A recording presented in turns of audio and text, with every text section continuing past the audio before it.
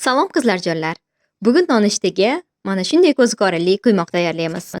Buning uchun bizga qo'ziqorin, tuxum va piyoz kerak bo'ladi. Piyozni mayda qilib to'g'rab olamiz. Masalliqlarni oila a'zolaringiz soniga qarab ko'paytirishingiz mumkin. Skоворodkamizga yog' quyib, qizigach, piyozlarimizni solib qizartirib olamiz.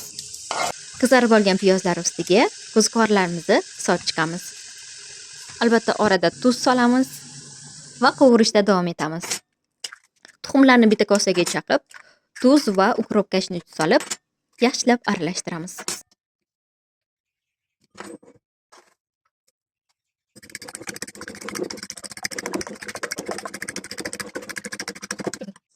Va qo'ziqorinlarimiz ustiga quyib chiqamiz.